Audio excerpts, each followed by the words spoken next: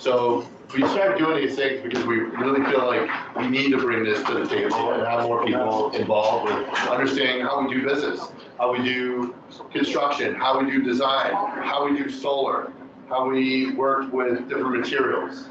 So we started doing this, what, 2 months ago? 4 months now. Okay. Interesting. Time flies. Yeah, literally. So we've had solar, we've had Roscoe, Heated floors. we've had step 1, heated floors, and now we have Amanda Greaves coming here to talk about how she works with clients and her teams here. Thank you for talking about how design works with a construction company and how we go about working with clients and also with the construction team. Because I think that's probably the biggest thing that we can give together by working together with the designer and the construction team to put this together better. I keep on saying better because that's all we can do is make it better. So welcome, Amanda. Hi, am I coming over Yeah, here? you're coming over here. Thank you so much for doing this. So Amanda and I have known each other since we worked on a project at Windover Construction. The owner actually invited us into his house to work there. He runs a big construction firm, or did, I should say. He sold it to his company, which is really cool. And we did their master bath, we did their basement, we did their bathroom. The kitchen. Yep, the kitchen. And it was a really cool project because it was super fast. Because you work for a commercial contractor, it's about how fast you can get it done. And I remember you were picking out fixtures and he called me, he's like, what is the delay? And I said, well, we're trying to pick out fixtures. And he's like, what do you mean? It didn't happen fast enough. And I remember saying like, well, what if we do this? And he's like, sold, let's do it. Yeah. And that's what like kicked it off. So we did design on the fly pretty much, right? So welcome, and I look forward to working with you in this talk we have today. Maybe we talk together too. I think so. So I think how do you go about working with your projects? How do you go about working with a client? Like, what's your ideal client? Let's start with that. We'll start with our ideal client, and Allie and Tyler, you can certainly chime in if I miss or misspeak. Because it's the most important part. It is the most important part. So working with our ideal project would be a full house renovation or a new construction, new build. That's the ideal. There's a lot of things that happen before that. So full-blown master bathroom, bedroom renovation suite, and then you can also do kitchen, basements, those types of things too. We have created a, let's call it a threshold, if you will, of where the value of us coming in as a design team actually starts to be a benefit for the client itself. Because if somebody's like, hey, I want to redo my guest bathroom, I have 10 grand. That's like a 1 hour, one-off. Sure, we think you should do these types of things. But if they're coming in and saying, we've got a renovation that we're doing for $50,000 to $100,000, well, then that's where the design mindset really starts to work better, because they're paying us for our time, just like they're paying you guys for your time. So ideally, we're looking at, at least 2 or 3 rooms of a renovation, or like I said, a new house built.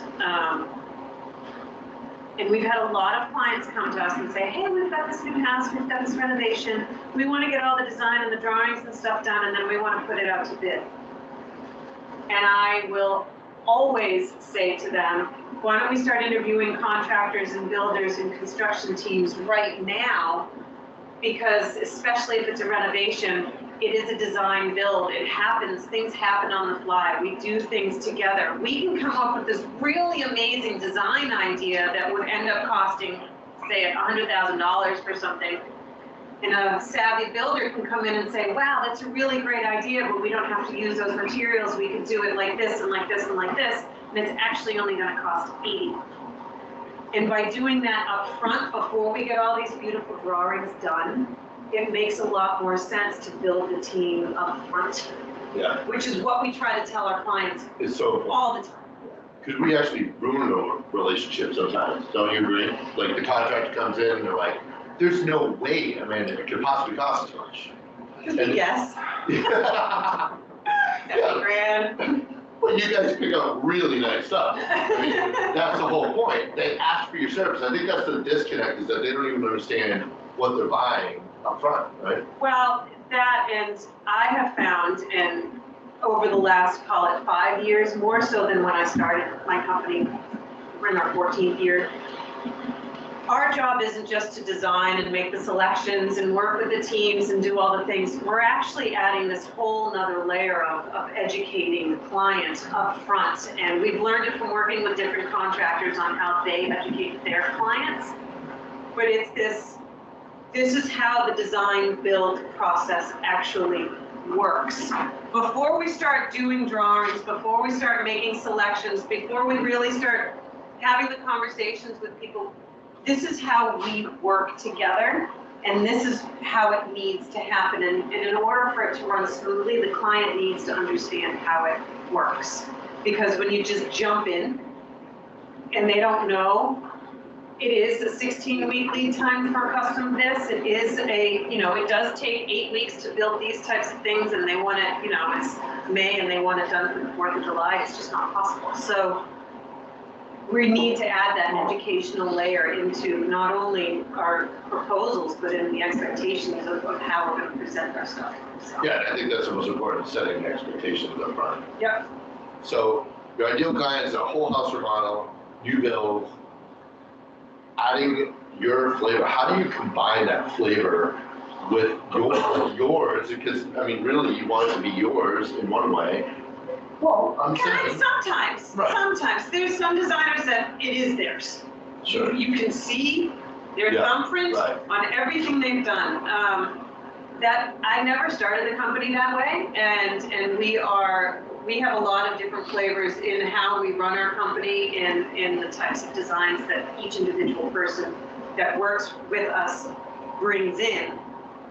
But it's the client's concept that we need to take and then run with. And we have, for value reasons, we have our go-to vendors, we have our go-to suppliers, we have our go-to companies that we work with. Hi. This is Victoria and Genevieve. And Reagan. Hi. Hey, Reagan. So we have our go-tos, and we have certain clients that come to us because they like our style. And when they like our style, we do our go-to vendors, our go-to suppliers, and we know what we're looking for when we do that. The challenging part is when we get a one-off client that's like, I really like your style, and then they come in and they say, but I want Mexican tiles, and I want these types of things, and they change the pro forma once you've already engaged in the relationship, and our go-tos don't work. And so that's when we have to actually backtrack and start over. So that's why the education process up front is so important. So do you have them go on Pinterest or something like that? Yeah. How's But yeah, they'll do whatever they find. And Regan and everybody can talk to this as well. It's we'll do precedent studies. It's great when they show us what they like, what they don't like. Sometimes that's easier. And then we'll pull together ideas based on the conversations that we've had with them and take it and present it back to them. And then it's literally a matter of circling and crossing things out, saying this is so close, this is not close enough. Right. So it takes a good listener, yeah? Right. The most important part. Yeah. And we do want it to build it the way we think of it, because it's funner, I'm going to say. Right? Because it really is. Yeah. To get our, wow, look at what we created here. I think that's what drives us to want to be what we do. Well, and it's through the education, through the what they like, what they don't like, it is a full collaboration. So yes, ideally it is the client's design that they want, but they come to us because we know how to put it together. Absolutely. And they know, well, we saw this at our neighbor's place, so we definitely want it to be similar to that. And they know that we know how to find those resources, and we know how to take their picture and make it real. So that's why they come to us. And how does it start to work? Like you said, you bring in the contractor earlier. How does that collaboration, like what's that look like? Of course, like, can we do this? How do we do this? That kind of thing, so it's combined, right? Well, yeah, and that's where like the timing, the budget, the quality, what it is that we're looking for, like on Brian's room. So, do you guys all know what Brian's room is? No. Some Oh, of you do? you do. Okay. Yes, see? No. For those of you that don't, I saw one of you say you don't know what it is. So Brian's room is it's a collaborative effort that we're doing together, and it's a charity. There's a family in Lynn, and Room to Dream gets together, and they have designers and contractors come together, and they redo a child's room. They're either sick or there's something going on in their life. And so Brian is autistic. He was diagnosed with leukemia, and he has it now because of the chemo. He's having fits, epileptic fits. And so, and his sister's definitely on the spectrum too, but if you do one kid's room, you do both of them. So we're in the process of doing Brian's room right now, and one of the things that we did a couple weeks ago is we've come up with some really fun ideas. The best ideas, of Some course. great ideas, but then rather than presenting it to the client, I'm calling in Jesse and saying, these are our ideas. What do you think? How do you think we can build this? How do you think the best way to go about creating this is going to be? And he'll say, yes, right, maybe so, no, let's do something different. This is awesome. You know, pick one or two. Which we did. We Which we talked about the closets. We were originally going to build closets, and then you guys came up with the easy closets. I'm going to use it. Yep. Yep. And then I was like, awesome. We just have to put those together. We just hang them. And then we said, okay, let's build these shelves around the bed. I was like, cool. We'll get some threaded rod. We'll buy stuff that's just factory already done. Then we'll put it together. Bing, bada, boom. And it's taking one idea in one person's mind and collaborating with Jesse's concepts, and like we can procure a lot of the items, so putting it all together before we present it to the client, so then it's fully cohesive.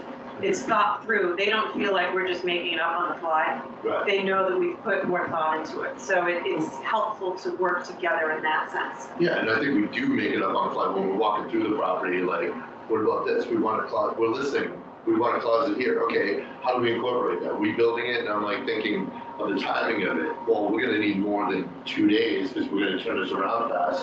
So I'm like, that won't work. And then you came up with the easy closets. I'm like, awesome. That will save a lot of time. Yes, of course, the team came up with the idea of easy closets.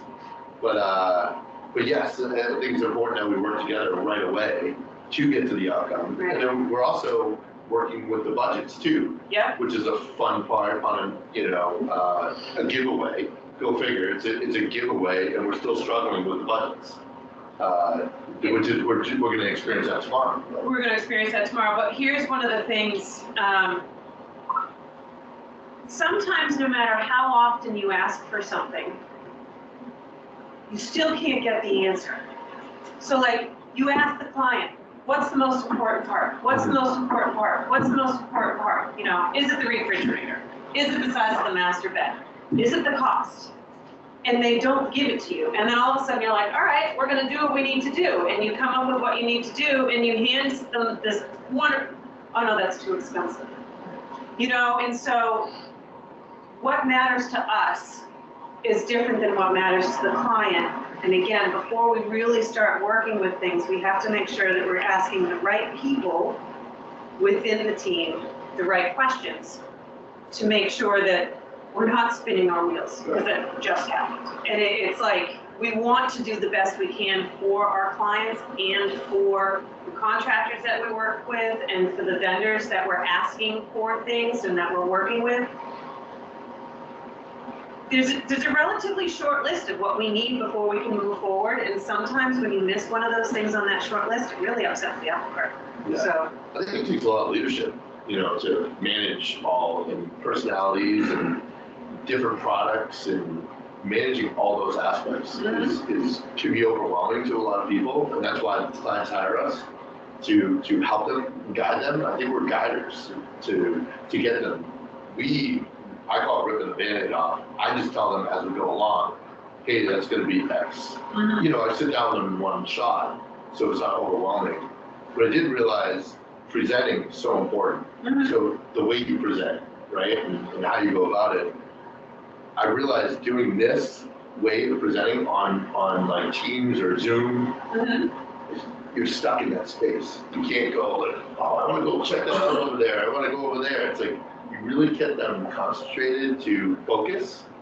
And I just realized, well, I have realized in a while, but it finally proved itself when we were presenting the other day. We were like, oh, wish I was there. But then we're like, oh, right, we're here because we're focused. You know, so it really kept us in the room to really confront the issues and talk about them, which I think is really important, which you're talking about. So Yeah. what are some of the ways you guys approach that in your company? Approach the, Yeah, the client with budgets and managing the materials and trying to get to the outcome, like you said, that's the hardest part, yeah. right? It's, we start with a budget. Typically, for the longest time, we were doing a low, medium, and high. You know, we were saying, because lots of times the client wouldn't say, I've only got X, or I have this much, but I really only, so they wouldn't even start with that. So we would do a low, medium, and high. You know, master bedroom suite. We think the low could be here, the high end could be, nobody's ever gonna pick the high end, ever. But we've actually gotten away from that, and we've started to get more real with the numbers that are happening on the real-time projects that we've got going on. And we're saying, here's a budget that we believe is right for a master bathroom suite.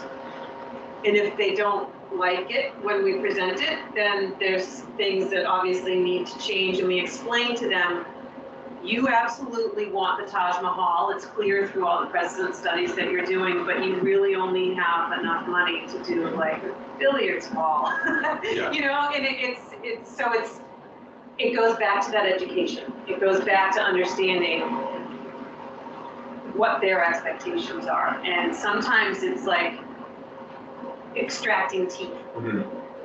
And Yeah, just going at it. Just Yeah. keep on digging, keep on digging, keep on digging. Don't you realize though, over time, that people really do buy what they want though? Like, don't you all agree? yeah, I mean, Like, more so, like we bought that pizza because we know what it is, we know what it tastes like, we go there because we buy it. Right? I think one of the other things too, and I learned this even before I started my own company, I was working with a client who cornered the contractor into a gross maximum price. The project could not exceed X. And so then they turned around and they gave me a budget of, here's your tile, here's your plumbing, here's your light fixtures. And I said, great. So I went shopping with the client and I said, you can't look over there. You can only look over here. And she said, why can't I look over there? And I said, because it's not in your budget. And she said, I'm in control of the budget. And we went over here. And I said, great, but you have to take it up with the builder.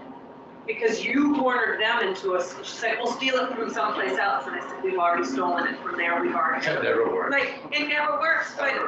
But that was 15 years ago.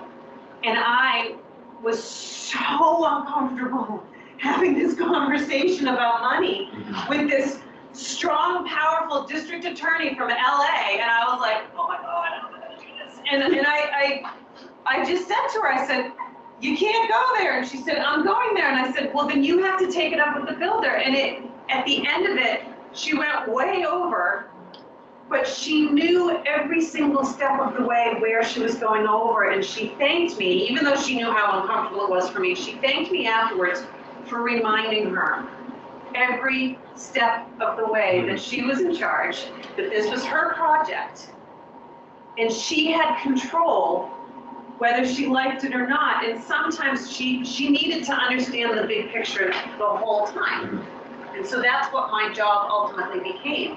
Yes, you can have whatever you want, but there's going to be a ripple effect because of it. And you're not going to stay within where you want to be, but it's your project. Right, they end up getting what they want, just guiding them, Right. making sure they can stay within their general, like, the budget. And on the flip side of that, there are times where clients are like, I really want, I really want, I really want. And we have to turn around and say, no, you don't, no, you don't, no, you don't, because it's a bad design decision. It's a bad idea. It's a poorly made quality product. It's, well, I want to save money. Well, don't save it here. You know, those types of things. And becoming therapists, becoming coaches, becoming the moderator between husband and wife, Yeah, you know, right. like, and understanding, like, where's the level of importance here? So now that you picked out all your product, you know you won over everything and everything was over, what is a great start to a project that you know of based on your experience as a designer working with a contractor? A great start. Yeah, like what's a good start to, just curious. Regan's gonna answer this one. A contractor that has the ability to understand that pre-construction phase, which you guys have a team, you have that built into your contracts and how you work. But there's a lot of contractors out there that do not have that pre-construction phase. And it is huge when it comes to projects that are renovating more than 3 to 4 rooms. Right. Knowing what that overall scope is going to be, knowing what the plan is, how it's all going to lay out, and the timeline, being able to be honest with each other about the budget, and then with the client about the budget. And because we can only go so far on our numbers. We can do materials and we can do fixtures, but we can't do the labor. Right. The only labor that we can really estimate is wallpaper, because that usually is the subcontractor that we hire. So being able to bring our designs to life into a real set of numbers with the clients during that pre-construction, I feel like that's the best kickoff to a project, because now you're not necessarily running into as many surprises down the line. Right. When Yeah. you turn around And and good say, oh, it's going to communication. cost more. Right. Well, it normally does Yeah. at that phase of opening. I don't think I've ever opened up a project that goes, oh, this is exactly how we figured it. It takes the responsibility to go, okay, hey, by the way, this is really, the plumber did a doozy on the joist, or, you know, this ceiling is really out of level compared to what we thought. You know, it was shimmed down or whatever, and oh, by the way, it was blown in insulation. We thought there was regular bad insulation. All these things, right? They all add up. Yeah. And it does influence the bottom line, but we also warn people, like, there will be those things. Like, as we go along, we're never gonna figure out everything all up front, you know, so. Even on brand new construction, it's Yeah. never gonna figure it all out. And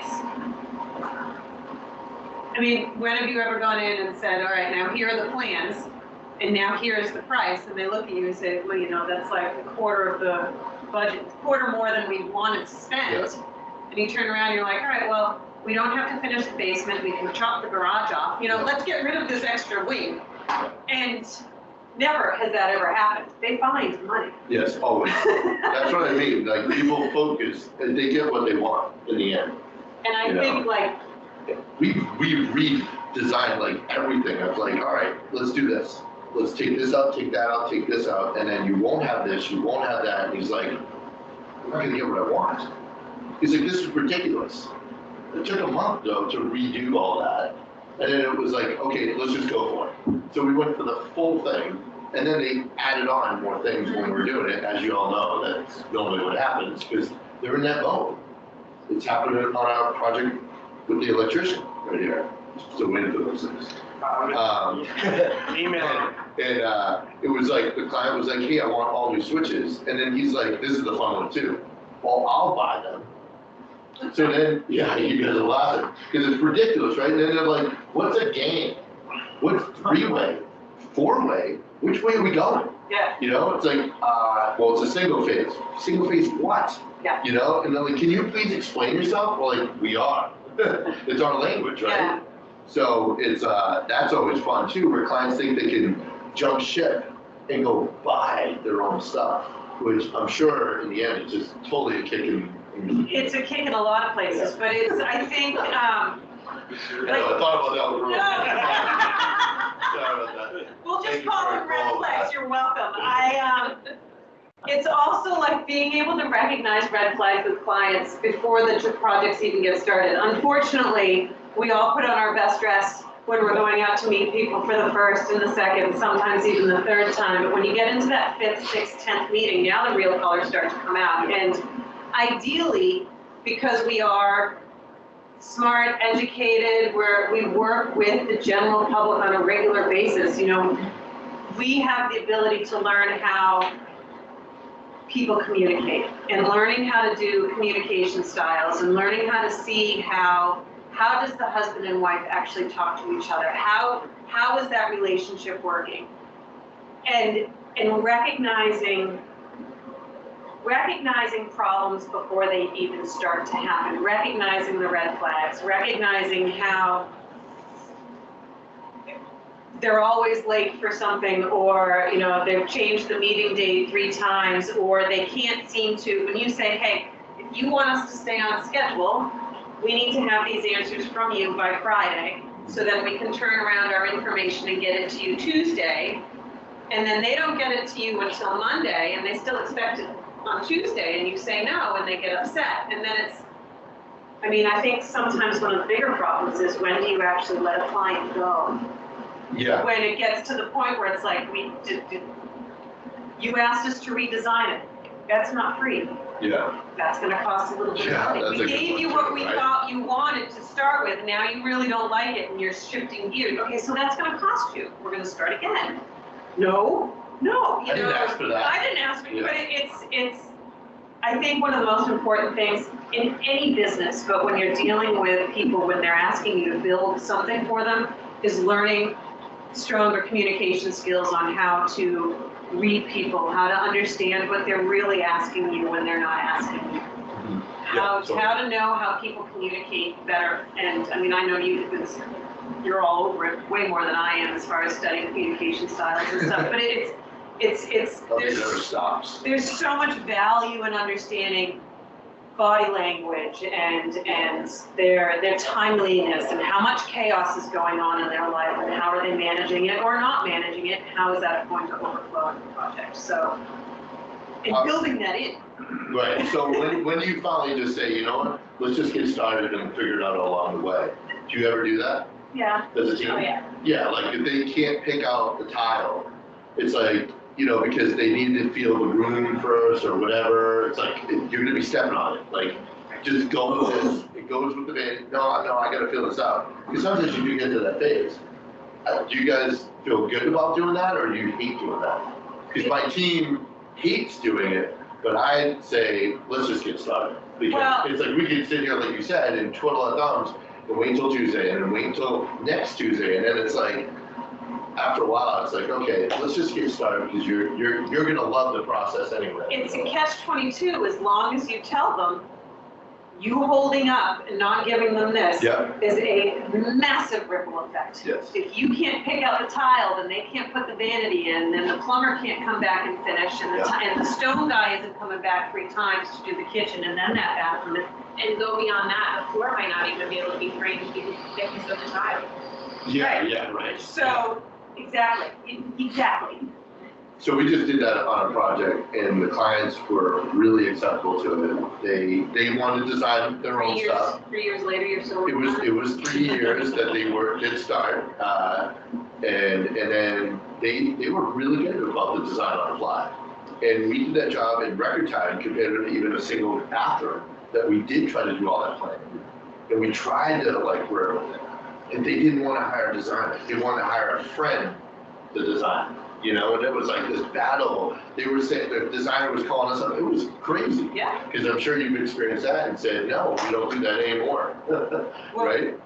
I mentioned the thresholds. Regan was like, we're not doing this, we're not doing that. And it's, Yeah. you know, when you start a company, you kind of do everything you possibly can as often as you can for anybody that you can. But when we've gotten to the size and the quality and the reputation that we have, that you all have, you raise your standards.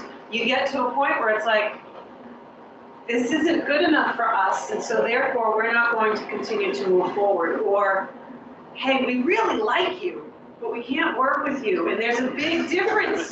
There's a big difference between liking people and being able to work with them. And then again, it's we have these relationships that last 2 or 3 years, and then they're gone. Yeah. You know, and and then they overlap. And so I think you hit it there, is relationships. that's what it's all about. That's what it's all about. So during the construction, you don't mind design on the fly. What are some of the fun facts about how we can, of course, pre-planning ahead, but like, what are some of the issues that come about that were difficult? Just curious, like. So are different than some designers. Yeah. Actually, let me rephrase that. I don't know if other designers do a lot of what we do because we do what we do. And that's We what do it makes really you, well. and that's important. But one thing we enjoy doing And you is. didn't even explain that, really, No, right? No, we love being part of the very first stages of construction because they're so important. That's why I like, oh, well, you know, they're framing now and they're doing insulation next week, so I don't think we need to have our first meeting for another month. And it's like, no, you're 6 months behind. And the reason we say that is because let's say they want to have a recessed medicine cabinet. You got a frame for that. And they're like, well, it's one of the last things that gets installed. Yeah, but it's one of the first things that gets thought of when you're actually doing the walls, and then the plumber comes in and puts the dent pipe right up the middle of the wall.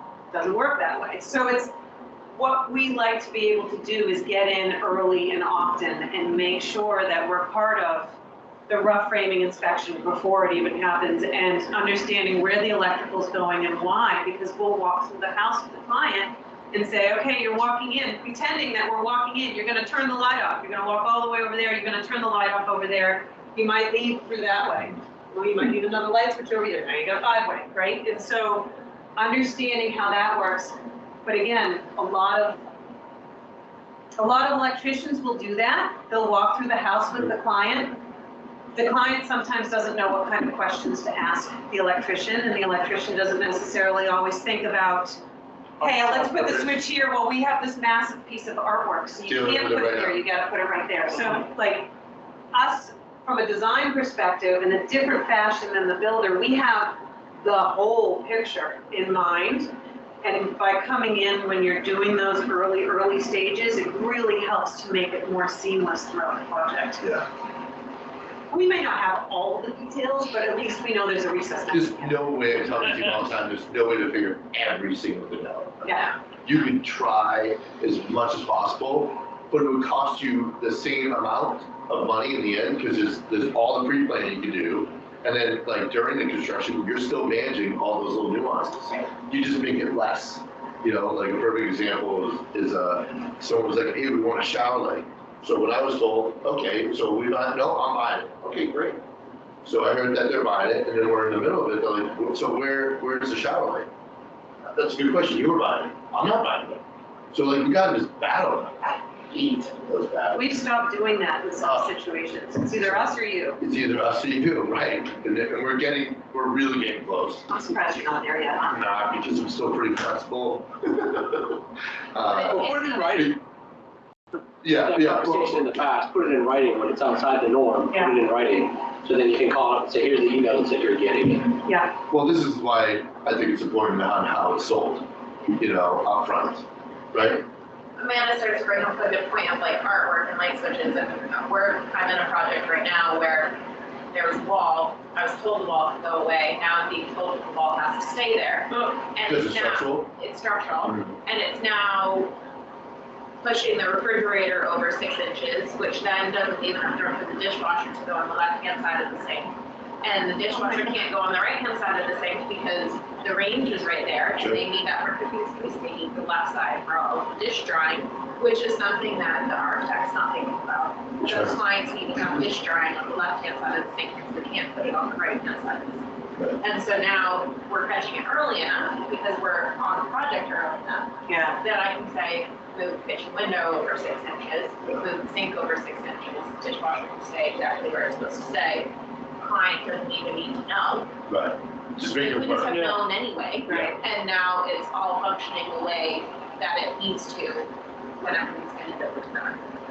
But like, and It's a that's, huge gift it to is, us. but that's where like us coming in and making those selections, you know, like the appliance this area is selections, not the plumbing efficient. selections. Yeah, we can pull that. Jim, keep it in the group, okay? Oh, sorry. I'm messing with you, Jim. You know that. But, and then that's where educating the client comes into play too, because sometimes they're like, well, we'll just figure it out, you know, after, and it's like, okay, fine, but if you want a cement tile that's 3/4 of an inch thick, we gotta change the floor, all of those types of things, and knowing where the appliances are actually going to go is kind of an important thing in the kitchen. You Yeah. know, for things like gas lines and supporting walls and stuff, so it's important to bring us in to get all of that, those details. I mean, even getting sofas inside like some old projects that are in Boston, when the doorways really, you can't move them. I ordered a sofa for a client and couldn't get it up the stairs. This was 13 years ago. Couldn't get it upstairs. Right. Couldn't get it in the window. That was before you came along. So that was I like, did it at my house. I had to put a washer and dryer through my daughter's bedroom window because we couldn't get it in any doorway. Not even up through the basement. You guys do that much longer? Yeah. but yeah, it's like all those things. Yeah, we're doing it right now, on a project. Do we get a crane? Do we get a boom? Do we get, you know? Oh, that's. Yeah, it's like we just put a contingency in. Yeah. We may not, hopefully we don't do it, maybe we will, who knows? So we do a lot of allowances now, because I finally just was like, I don't have the patience to wait anymore. And so, I'm sorry. Yeah. Sorry. Yeah, I couldn't wait anymore, so we've been working it, and it works out pretty good. Yeah. Except for when the client comes behind you and just buys it, you know, right out, and then you're like, oh, interesting, okay. Then you have to go back and switch it up, so Yeah. it's kind of a pain that way, but, so, what was it, I just thought of it, what's a win on a project, like at the end, like, the ultimate win, like, when you guys get to the end, it all came out looking right? Clients are happy, of course, like, what's success to you in a project When as a designer? they invite us to their Christmas party every year. And when I have a fun story for you. So, That's what I'm looking for. yeah, no, I have a fun story for you guys. So, I was working on a project. We were working with Craig Bosworth. He's an architect in Yep. Marblehead. If you don't know him, you should. He's great. And awesome project, awesome clients. They were really cool. They were moving here from New York. And I was running mostly everything, and I got really busy. And unfortunately, I moved on to a different project, but they weren't done yet. I was done, but they weren't done, so they fired me before it was fully finished. And then a year or so later, they came back and they were like, we still need your help. And I said, great, but you're not gonna work with me, you're gonna work with me. And it was because I had built a team of people that actually complemented my weaknesses and vice versa. So furniture isn't my gig. She loves it. And Regan's ability to be able to pull in, she saved the client's relationship, right? And so now we talked to them. They came to the wedding. They came to Regan's wedding, Another right? set of grandparents, my daughter. So it's That's that is a win, is when, like, there's other wins as well, but this one was like, I screwed up, you know, and I'm aware that I did, and I'm aware that there were things that I could have done better, but I was very fortunate that I'd also at the same time been building a great team around me that could pull my weight when I wasn't able to pull it myself, and she turned it around. And now the client is, I mean, they're coming in a couple weeks to my event, and they're one of our biggest supporters, and they're wonderful, wonderful people. That's awesome. And they tell all their friends about us and all the things. So There are one professional client, like we've had an invoice to them every month for the last 6 years. maybe, just be, they're That's like incredible. for storage and for different art pieces and Just paper, advice. thinking about just advice, all of it. Wow. Projects. Yeah, Yeah. That's really amazing. yeah. That's a really great So story. that's the win. And they joke about it, you know, Yeah. oh, especially the husband, he's like, yeah, we fired Amanda, and then the wife's coming I'm back sure and he she's like, feels yeah, but very he proud came about in that. and saved the day. And I'm like, look, I can take it, it's okay. So, He's just throwing out his, you know. he's thing, just you know. doing his thing. Yeah. That's pretty funny. Yeah, we do have some clients like that too, like just really, just that relationship, Mhm. you know, just continues to evolve and your kids and Yeah. everything. Yeah, it's really amazing. And I think another cool part about it too is, and I don't think I've mentioned this to anybody, it's not a secret, it's just I haven't mentioned it. We did a really great, Ooh, I know, right? we did a really great project over in Swampscott. It was this awesome mansion, they chopped it up, we did a bunch of different condominiums within it, and they've become a really great friendly type client, you know, and so they'll refer us out. But then we had a friend from high school come and be our client, and she texts me a few weeks ago and she says, hey, my parents just bought the last condo over in Swampscott. And to understand the webs that we weave within the communications and within the relationships that we're building, like we're still in communication with the people that renovated and created those condominiums. And we're on good terms with them. I think we're doing the photo shoot over the summer. And to know that it's like, you know, somebody from way back in my past, their family is coming through, and there's such an awesome overlap in when you do things with integrity, when you can move forward with quality and precision, and you know you're doing your best, and you've got other people to redeem you if you screw up or what have you, or, you know, you build the team so you're complementing each other in all sorts of different capacities. When it overlaps like that, and a client is created because I went to high school with them and they're like, hey, I want a pink kitchen. And we say, great, we're going to embrace that pink kitchen. You know, and then they come back and they're like, oh yeah, it's all overlapping, it's intertwined, and it really is a great dynamic to be able Makes it to be easy. part of. Yeah. Right from the start, because the relationship's there, and just the outcomes are even greater. Yeah. Because it's just like, now you really know the personality, you really know how that works, because you actually grew up with all of it, right? Yeah. So that's awesome. So while you're here, your awesome team has arrived as well during this whole thing. So why don't you share some of your team and what they do, and or they can share too, you know? I'll do the intros and then, so Regan is in the process of basically running the entire team and taking the business. She's the lead designer on all things AG&Co at this stage, and then we have Allie as well, and she is your mid-level. Yep.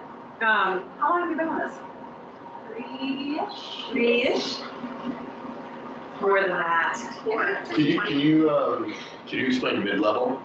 I'll start over. Yeah. Yeah. So when we look at designers, so there's different levels, and for us within our company, we have certain criteria that we want our designers to be able to meet in order to rise to the next level. And with each per certain level comes pay increases, responsibility increases, more time with clients, you know, so like a junior designer, which is Victoria's in a junior designer position, she has her degree, she's done all the things, and she's working her way up. It's time and tenure, it's getting the experience. Allie is now taking on a few projects of her own as her own, whereas 2 years ago, she was shadowing Regan. And when Regan started with me 12 years ago, she was shadowing me on a lot of projects, and now she's risen in the ranks, and now she is the one that is the go-to. Right. But for us, it's education, it's experience, and I forget what the third E was, but to put all those three things together, you've got to get your timing. Yes. Like being a 22-year-old kid right out of college and starting your own business with no experience, to me is just blasphemy. I don't understand how it can happen, because I'm still learning every time I show up somewhere, and I can only speak so intelligently based on a ton of the mistakes that I've seen happen in the past and the successes as well. So for us, it's you come in typically as an assistant, which is where Tyler is at this point. He's still in school. He's doing his math. You're in your undergrad. Cool. Yep, and he's going to be doing his master's in business. Yeah. And so you're in school now, and that's where the assistant position comes in. And then Victoria graduated with her master's last year. 2 years ago? Master's. 22. Yeah. Master's in design. Yeah. Career change. So Endicott offers, which Regan has taught at for years, a career change option. So they have an undergrad program, which is the traditional 4-year, and then they have a master's program, and there is now, I think, a 1-year accelerated, a 2-year, and do they still have 3? Okay, so just the 1-year accelerated and then a 2-year. The 1-year accelerated is typically for undergrad that then want to go to master's, whereas the 2-year is more of like a career change.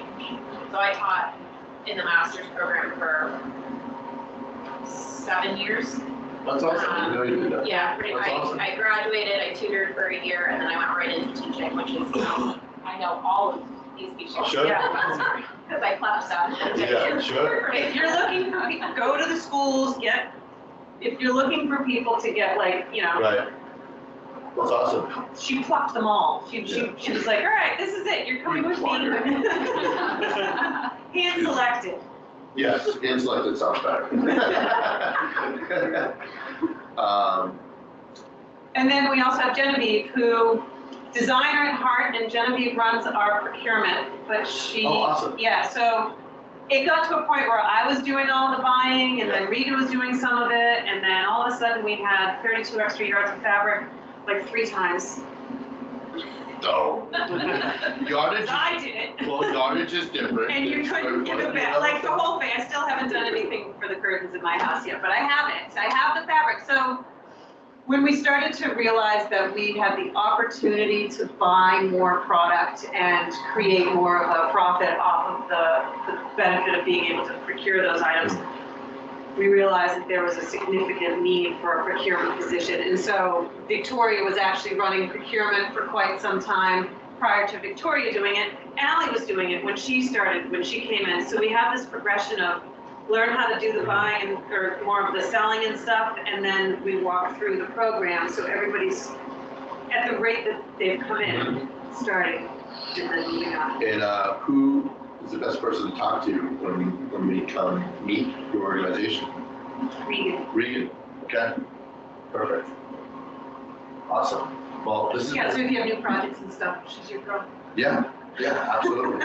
Well, this has been great, and I think it's been a good lunch and learn a little later. So thank you for coming. And thanks for your team for showing up too. Awesome, thanks. Do you have any questions? Do you Dave, guys have any questions? do you have any questions? Or Tom, or Mike? Or Noel? I have a question. Yeah. So, Dave, go for it. Dave, go for it. She answered so many of my questions. I was just going to thank her for her time. She was very thorough in everything she was talking about.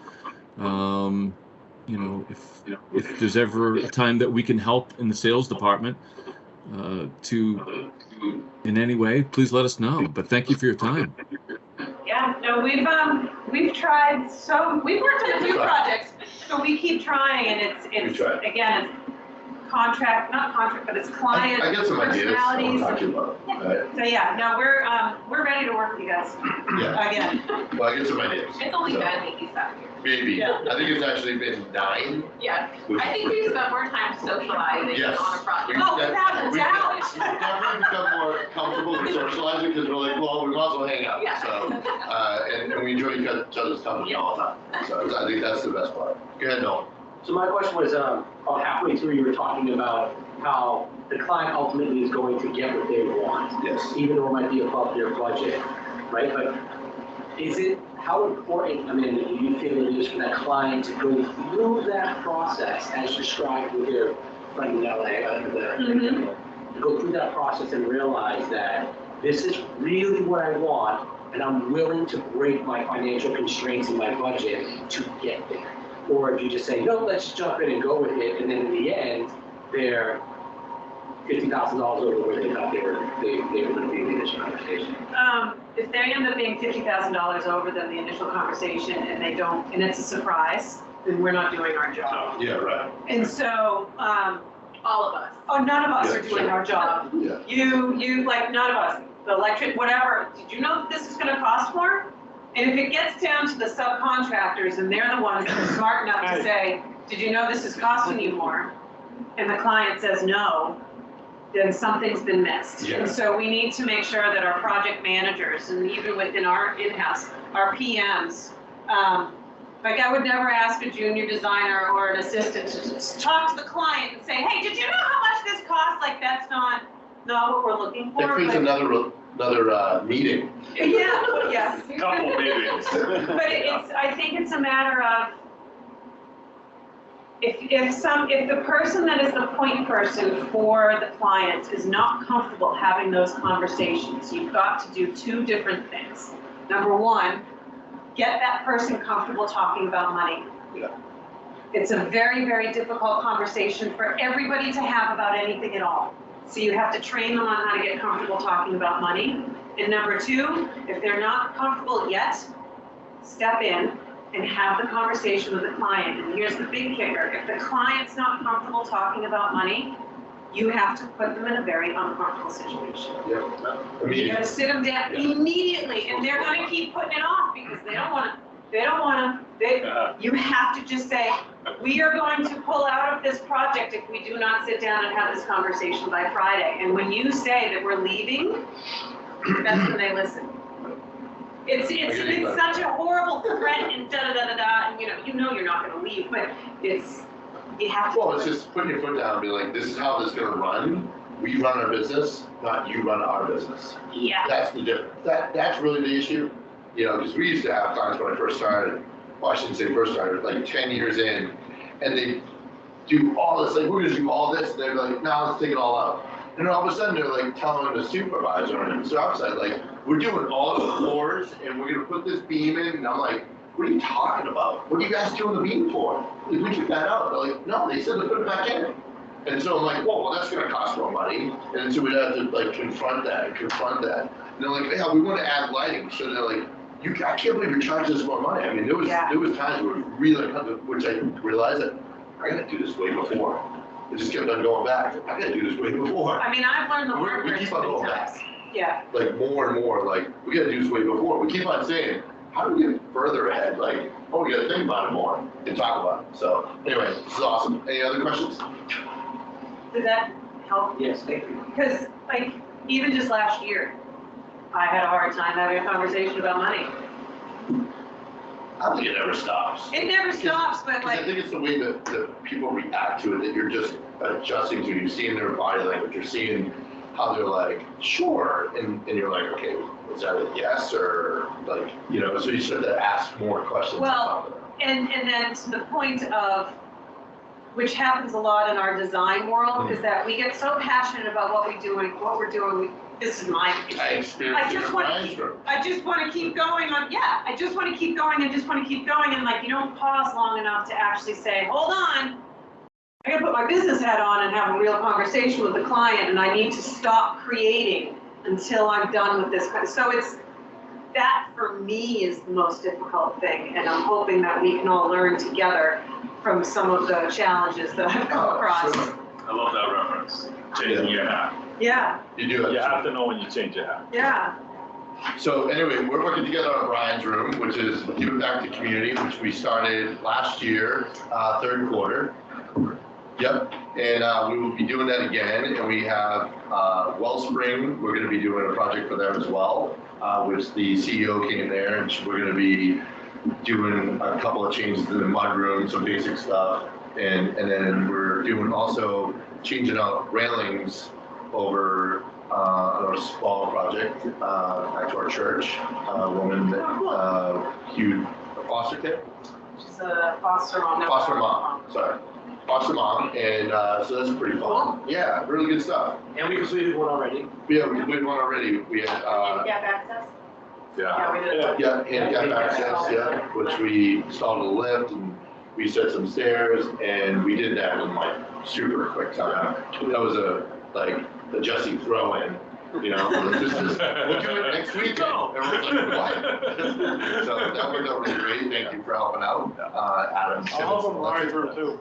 Okay, great. Yes. Yeah. Victoria and I have some, Victoria, what's your first name? Adam. Adam, Victoria, Adam. She's our point person on this project, so we're gonna work with you on that. Yeah, so what we were just talking about procurement, right, of like easy closets and all this stuff. So we're getting caught up in the stack.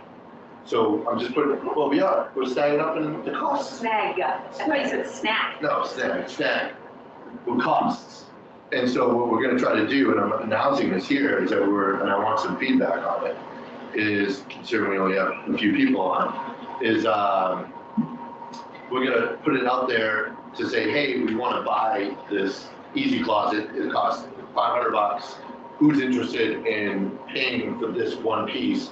paying, going to Easy Closets and buying it themselves. What do you guys think about that? Because Amanda and I want to do this project. So Like, we don't want to skip on what you've designed. I mean, that's the whole point of it. Well, You know? so while I was walking my dog, Victoria and I were strategizing, and we saved $2,500 on $2,800 just by doing a redesign over a couple hours. Okay, It well, costs you time. did mention it, but I did, but as far as like, I love your idea of putting it out there, of having Okay. people buy certain things that can contribute, but what I think would make it easier for everybody involved is we have a list of whatever it is that we're purchasing, and somebody says, hey, I really want to buy that dresser. We say, great, that dresser's going to cost $250, give us the money.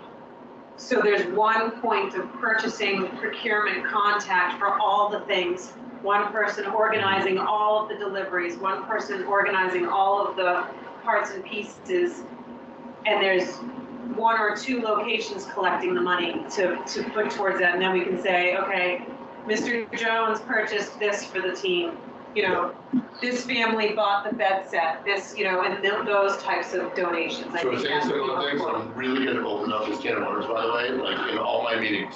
I agree, this is such a logistical thing, but when you have your meeting tomorrow, talk to them about those people and where that money goes. and Yeah. That they get the credit Yeah. for the donation if it's coming to our name. So the thing that I want to be careful of Yeah. is the charity piece. We're for profit, right? So we just gotta be careful with that, because we talked about that before. So There is a nonprofit involved in this project. correct, this one is, And yeah. so, in this one in particular, and on the shelter, right? Yeah, So, and from what Melissa told me from the shelter as well, is don't just open a GoFundMe page to do Oh, hell this. no. But charity has the means to collect money in their tax-free status. So why are we working with the nonprofit for them to collect that money Yeah. with purpose for what they're collecting so that it can be used for this? We have nonprofits involved. That's how that should flow. Yeah. Okay, I like that better. yeah, that's why I The was donors saying. get their Thank you. receipts. That's why I'm saying I like And the we, can of worms sort of washes it through. Yeah. And Right. they, That makes sense. they have credit cards, so we can still do the act of ordering. They just share their credit card information and we pay with their credit card. We'll confirm all of those details tomorrow, and to your point, yes, if people want to donate and buy the dresser, they can pay Room to Dream directly, and Correct. then, Just out of Okay, got it. curiosity. The big but though is Did the credit anybody part, like reach you out? talked about. Like, Did anybody reach out to Easy Closets? oh, yeah. They okay. did. Okay, She had because a they do an wicked, annual I'm gonna use the word donation. badass for email. so Oh, yeah, many- they- My email kicked it, it was, all this writing that I've been doing for the last year and a bit has paid off by an additional Did 20%. you get any feedback on that? Yeah, I emailed so this is what I did. Yeah. Easy Closet said, we'll give you our standard 20%, and I said, that's so not good enough. Yeah.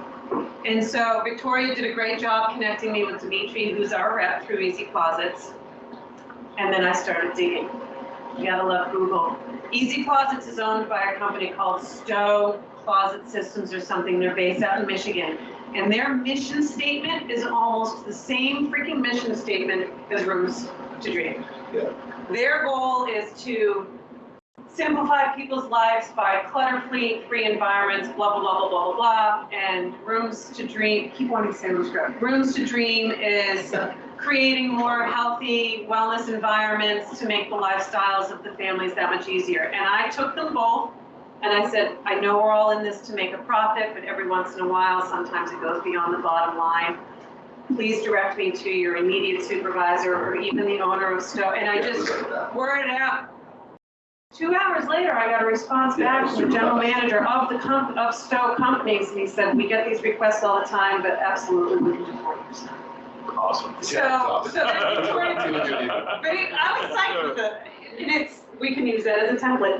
Yeah, right, exactly. But it took me probably, I don't know, 20 minutes of digging. And that 20 minutes of digging saved us $2,800. Yeah, So sometimes it's John. the juice is worth the squeeze, Yes. as Peter Pittman would say. He is fun to work with. He is fun to work with. Yeah, he's pretty easy going. Yeah. So awesome. Well, thank you so much. Picture of the two of you. Yeah. Yeah, wow. Well done. Thank you. Thank you Okay. very much. All right, thanks, C. Dave. See you tomorrow. Oh, yeah, second day book. Oh, yeah, hold on. Yeah, forgot about that. Wow. It's gonna be ready for sale on Tuesday. Just wanted to show. Yeah. Posted on our socials too. Oh, let's collaborate. So my book is coming out here. I don't know. There we go. There we go. I don't know where. Well, this is easier. Well, a whole bunch of them. Yeah. It's easy. Better white. We'll see. No, it doesn't. Yeah. Book's coming out, February 20th. No, it's Sorry. coming out early. Shh, don't tell anybody. February 20th, you can buy it. However, I'm having an event at the Cabot on my birthday. Woo. Aw. Well planned. Yeah, which is on February 29th, and you can, if you come to the event, you get dinner. Well, it's not real dinner, it's like past hors d'oeuvres and lots of, trust me, there'll be plenty of food. And you get a signed copy of the book, and then you get to see me do my deal on stage for the first time in front of a very large group of people, which is gonna just be awesome. And you get to network with a lot of different people as well. A lot of our clients, some other contractors, architects and such, they're all going to be there. And Jesse has been amazing because he's been coaching me on how to get the speech done right. And it's like, She's got it right. it's like, I'm so excited, and nobody's gonna know how good it is except for me when it's all done. So, but yeah, this is a real thing. And the book itself, it's a memoir primarily, but it's also a guide to self-discovery. And by that, I mean, at the end of every chapter, there's like 2 or 3 questions that instill, you know, there's beginning of each chapter, there's a subtitle. Understand your triggers, figure out your limiting beliefs. What are your overlapping patterns? What are you afraid of? You know, what are you thankful for? What is your mission? And then at the end of it, there's questions that will instill, you know, what do you really, really want? What do you want in your relationships? What pisses you off? And so it's a prompting thing of trying to dig into yourself, like I've been digging in over the last few years of understanding who I am, why I've done the things I've done, why I'm intentionally making some serious changes, because I realized I can't do so many other things like I have been for so long, that it's worth making a shift. And So in short, she created a transformational guide that will transform your lifestyle, right? In the end. your mindset. Yeah, your mindset. And you're telling your experiences in life that really created this path. Yeah. And it's pretty amazing when you start to hear some of the stories. Yeah. So I'd highly suggest definitely coming to the theater February 29th. Please come on the At what 29th. time? Doors open at 6. I'll take the stage around 7. My coach Carrie is coming, by the way. So my business and life coach for myself, for the team, she was introduced to my team a couple of years ago. She's amazing as well. So she'll be here. So I'll be talking on stage for about 45 minutes plus or minus, and then we'll be doing a very casual interview Q&A back and forth, and we'll open up to a couple people in the audience as well. So it's probably about like 7 to 9 o'clock is stage time. And there's networking for the hour beforehand and obviously the hour afterwards. So that's why I'm trying to get as many people from the industry. It's a big deviation, but the one consistent element through the entire book is my dedication to design. So it's woven through with, it's got my resume in there in some fashion. It sounds silly, but my resume is in there, so. The logo and everything is just, it's perfect. Yeah, it's really cool. And what's the name of the book? The Chameleon Diaries. Designing a life worth changing for. Okay, Awesome. well, thank you, Amanda.